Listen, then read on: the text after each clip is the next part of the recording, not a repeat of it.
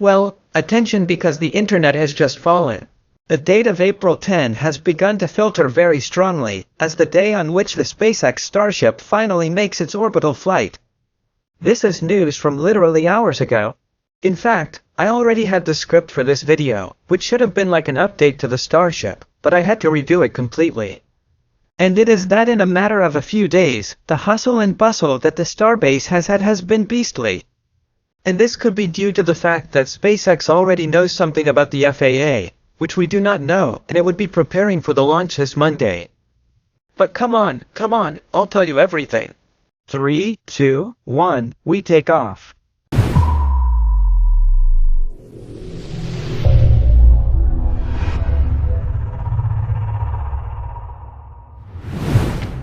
If you like, let's start by reviewing everything that has happened in Starbase in recent days. And it is that a few days ago they took Booster 7 from the launch platform to be able to make some improvements and put some more tours to the platform. This was a job that SpaceX carried out with great haste, carrying out even intensive days of almost 24 hours with shifts with various workers. It was strange to be in such a hurry, but now everything is starting to add up quite a bit. A couple of days ago the workers finished all the work and already started to remove all the scaffolding to completely clear the platform. Subsequently, Booster 7 was brought to the launch pad. They raised it with mechanical arms and literalized, attention, a very, very long wet dress rehearsal. They filled the super heavy with fuel completely, that is, 100%, and kept it full for more than half an hour. This, without a doubt, was a clear test to demonstrate the ability of Booster 7 to withstand internal pressure for a long period of time before orbital launch. And as of the time I'm making this video, the Starship's -24 has also been moved to the launch pad and is already waiting to be stacked on top of the booster, in what could be the last stack of these two prototypes before the launch. When they removed the Booster 7 from the launch pad, they did not make any improvements, but on the other hand, they have made some adjustments to the -24, and that is that SpaceX has finished adjusting and placing all the thermal pads that protect against eventual atmospheric re-entry. And I say eventual because it will certainly be difficult for this first orbital flight to go so well that it reaches the point where we can see an atmospheric re-entry of the Starship. But hey, if this flight doesn't go well, don't worry, because SpaceX already has the Starship's -25 and -28 practically ready, as well as the Booster 9 and Booster 10 Super Heavies. Remember that Booster 9 is quite different from Booster 7 because it has several improvements over its predecessor. And then, of course, we have the subject of the mysterious Starship's -26 and -27, starships without a heat shield or aerodynamic structures, which it is speculated could be anything from fuel tank starships to lunar starship prototypes. I made a video about it a few weeks ago that I leave you up here, so, as I was saying, once the season for releases opens, this could already be non-stop.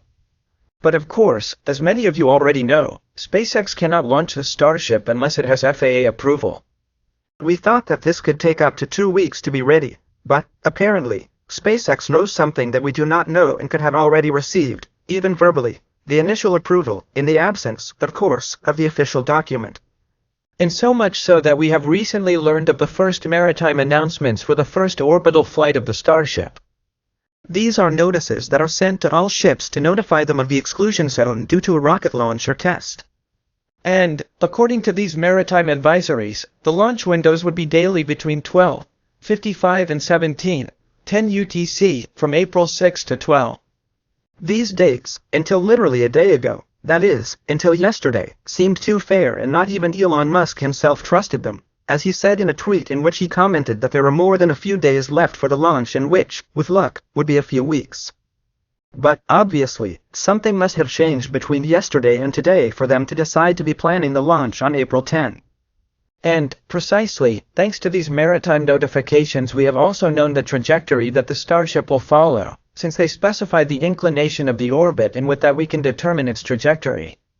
And no, don't expect it to pass over your country because, if you look closely, what SpaceX has done is find the route where there is more water. In fact, they will pass through the narrow maritime region between Florida and Cuba and between Australia and Indonesia. And the only land they will fly over would be South Africa. Remember that, in principle, it is planned that neither Booster 7 nor the Starship will land on the platform, since it would be too risky for these first prototypes and could destroy much of the infrastructure that they have already built in Starbase. Instead, both Booster 7 and Starship 24 would land in the Atlantic Ocean off the coast of Hawaii.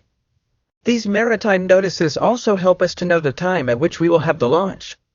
And we are in luck because it seems that SpaceX is going to choose to do daytime launches, since the launch window would open at 8 in the morning in Texas.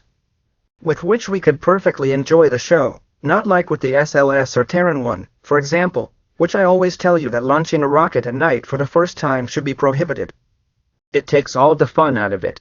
But hey, we will have to be aware of how all this evolves in the coming days because very surely we are going to have a very, very busy few days with information, tests, official approval from the FAA and finally the official formation of SpaceX on this date that we have right now, April 10.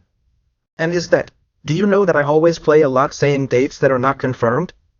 But it is that the internet has literally fallen today with the rumor coming from different sources close to SpaceX that work was being done to carry out the orbital flight on April 10. So I think my duty is to inform you all about this. In fact, in the unofficial application of next spaceflight you already have that date as the launch date, but once again to be clear, this is not yet an official confirmation. I am going to update you on everything that is happening these days, so I know that I always tell you, but this time it is more necessary than ever. If you don't want to miss anything about the most powerful, risky and epic launch you've ever experienced in your life, then subscribe to the channel because I'm going to keep you informed. Just from Mission Control, thank you very much for watching the video and see you in the next one. Bye bye.